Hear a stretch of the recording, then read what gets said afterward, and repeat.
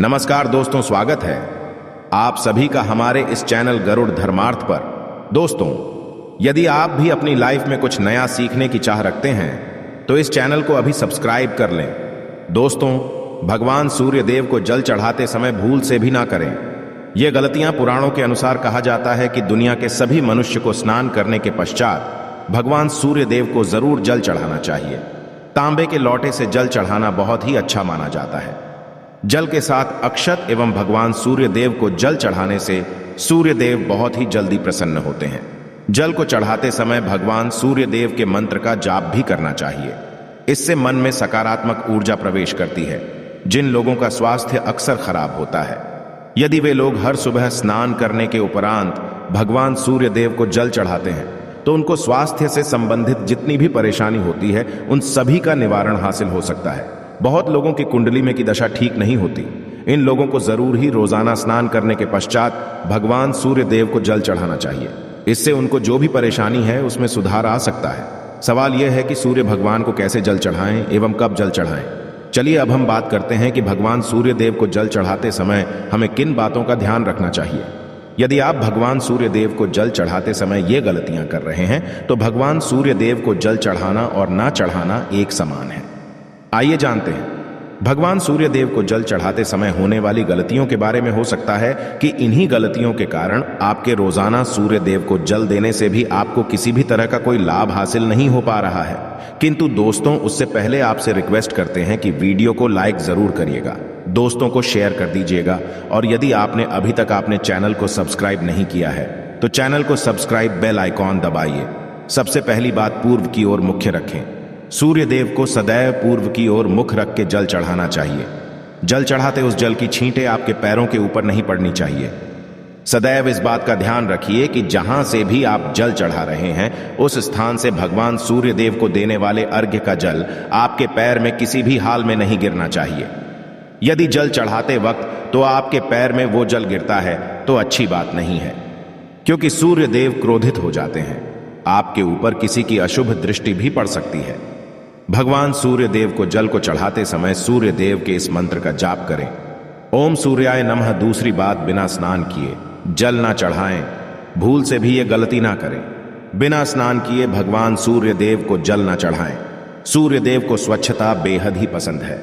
ऐसे में यदि आप बिना स्नान किए उन्हें जल चढ़ाएंगे तो वो आपसे रुष्ट हो जाए और आप जिस कारण से उन्हें जल चढ़ा रहे थे कार्य में भी आप असफल हो जाएंगे। तीसरी बात, ताम्र पात्र का उपयोग। आजकल प्लास्टिक का बड़ा फैशन चल रहा है। प्लास्टिक की किसी भी तरह की चीजों से भगवान सूर्य देव को जल बिल्कुल भी अर्पित ना करें। इसके अलावा पीतल, कांच इत्यादि पत्रों का भी प्रयोग ना करें। भगवान सूर्य देव को जल चढ़ाने के लिए सदैव ताम्र पात्र का प्रयोग करना चाहिए। इसके पीछे वैज्ञानिक कारण यह भी है कि सूर्य देव की उष्णता से प्लास्टिक से कुछ जहरीली गैसें निकलती है जो हमारी सेहत के भी अच्छी नहीं होती। चौथी, ब्रह्मा मुहूर्त में ही अर्पित करें। जल्द कोशिश करें कि ब्रह्मा मुहूर्त में ही आप भगवान सूर्य देव को जल अर्पित करें। ब्रह्मा मुहूर्त का समय अर्थात सुबह के 3 से 5 बजे का समय सूर्य देव को जल अर्पण करने का सबसे अच्छा समय माना जाता है।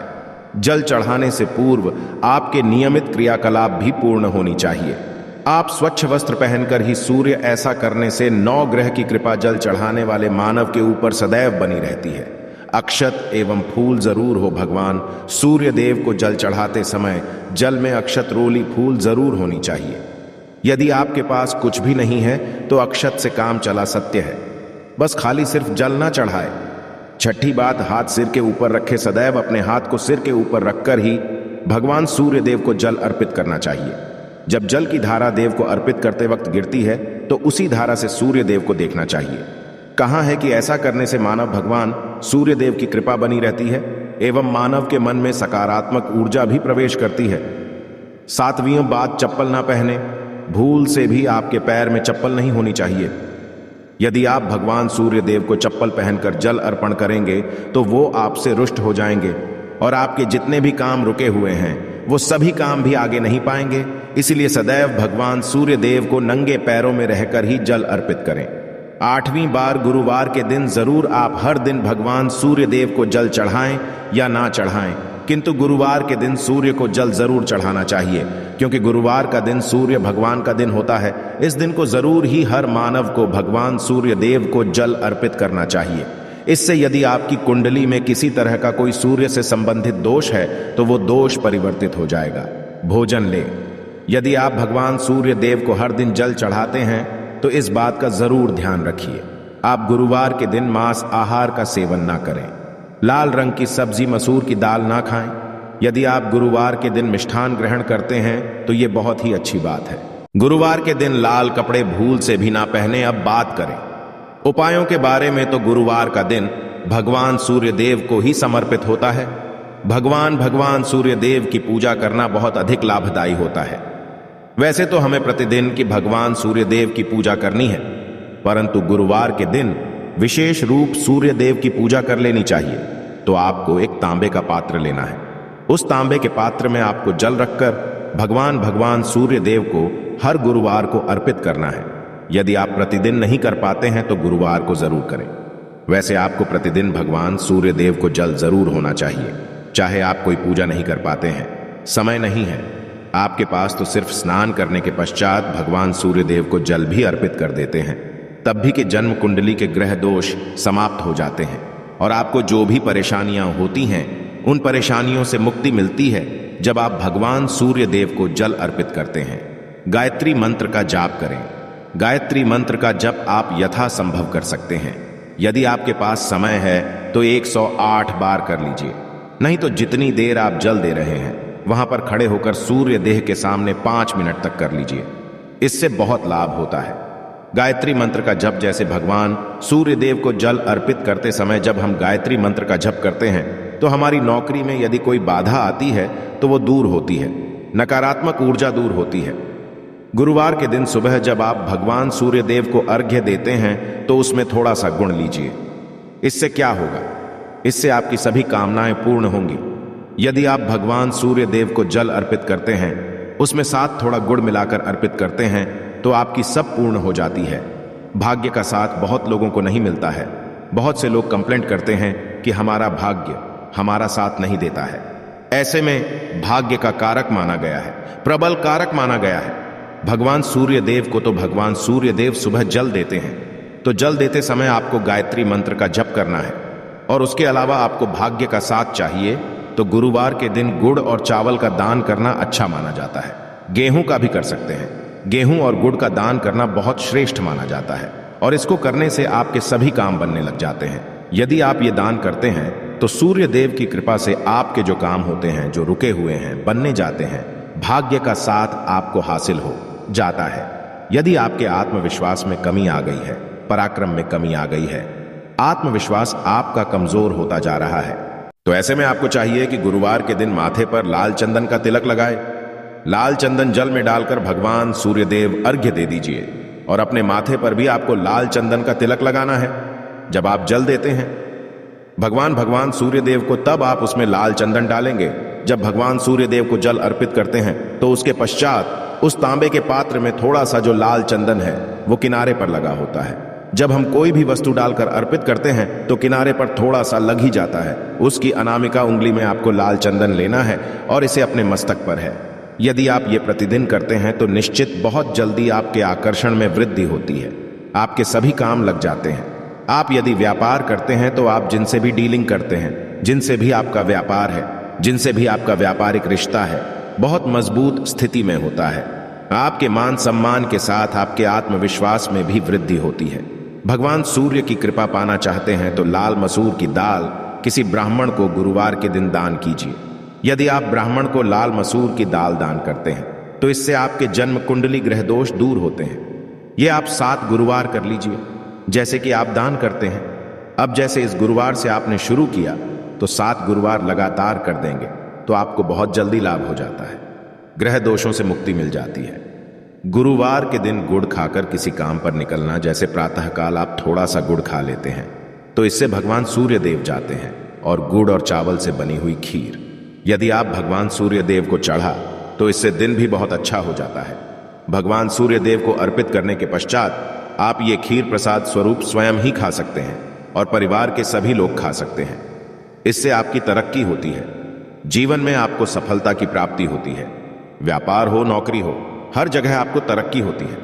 और यदि आपके घर में कोई बीमार है, बहुत समय से बीमार है, तो उनसे कहें कि वो भगवान सूर्य देव को तांबे के पात्र में रोली लाल फूल डालकर, अर्पित लाल फूल आप कोई भी ले सकते हैं, गुलाब का, गुड़हल का, जो भी लाल पुष्प उपलब्ध हो, उसको तांबे के पात्र में डालकर थोड़ी सी रोलियां लाल चंदन डाल सकते हैं। ऐसा करने से सूर्य ग्रह बली हो जाता है तो आत्मविश्व बस बढ़ता है। आत्मा के कारण है सूर्य देव, और जब हमारा आत्मविश्वास बढ़ता है, रोगों से मुक्ति मिलती है, नेगेटिव शक्तियों से छुटकारा मिल जाता है, दवाइयां जल्दी ही काम करने लग जाती हैं। गुरुवार के दिन आदित्य हृदय स्तोत्र का पाठ जरूर करना चाहिए। यदि आप चाहते हैं आपको सूर्य ग्रह का पूर्ण लाभ हासिल हो, चाहे आपकी जन्म कुंडली में सूर्य मजबूत स्थिति में भी हो, तब भी गुरुवार को आपको आदित्य हृदय स्तोत्र का पाठ जरूर करना चाहिए। आदित्य हृदय स्तोत्र का पाठ यदि आप 3 बार करते हैं प्रतिदिन, या फिर 3 बार गुरुवार को भी करें, तो इससे भी आपके जीवन की परेशानियां दूर होती हैं। आपके मन में कोई भी ना हो। हमने शुरू में ही कहा, गुण चाहिए, संतान चाहिए, मान चाहिए, आत्मविश्वास चाहिए, शिक्षा में सफलता चाहिए, नौकरी में सफलता चाहिए, सरकारी नौकरी चाहिए। जीवन में आपकी कोई भी परेशानी हो, उस परेशानी से मुक्ति पाने के लिए आपका आत्मविश्वास बली होना बहुत जरूरी है। यदि आपके अंदर आत्मविश्वास होगा तो आप किसी भी परेशानी से मुक्ति पा लेंगे। और आत्मविश्वास की तभी होती है जब हमारी जन्म कुंडली में अच्छी स्थिति में एक बहुत ही अचूक उपाय हम आपसे शेयर करने वाले हैं। ये आप जरूर कीजिए। यदि आप किसी भी तरह से किसी भी परेशानी से घिरे हुए हों, कोई भी आपकी विशेष कामना है, तो ये उपाय जरूर कीजिए। सूर्य को आप जब जल देते हैं तो जल देते समय जल में आपको एक बेलपत्र डालना है, और इस बेलपत्र के साथ भगवान सूर्य देव को जल देना है।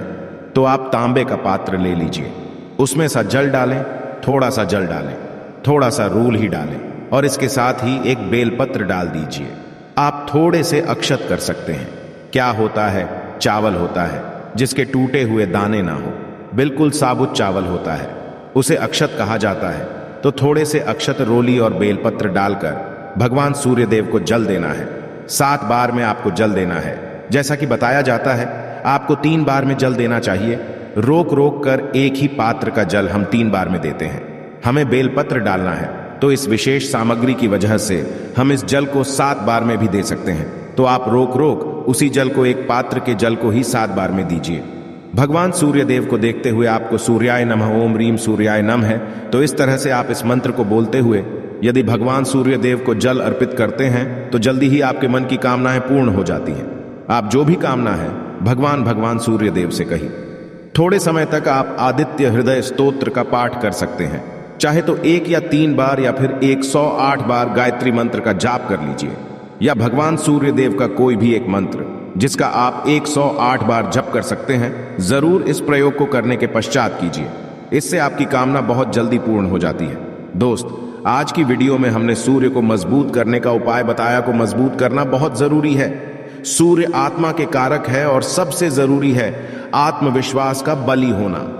यदि हम जीवन किसी भी तरह की सफलता पाना चाहते हैं, तो बहुत जरूरी है कि आप भगवान सूर्य देव की आराधना कीजिए, प्रतिदिन कीजिए, और गुरुवार के दिन विशेष रूप से कीजिए। आशा है कि आज की इस प्रस्तुति में बताई गई जानकारी आपको अच्छे से समझ आ गई होगी। वीडियो अच्छा लगा हो तो एक लाइक जरूर कर दें। धन्यवाद वीडियो के अंत तक बने रहने के लिए।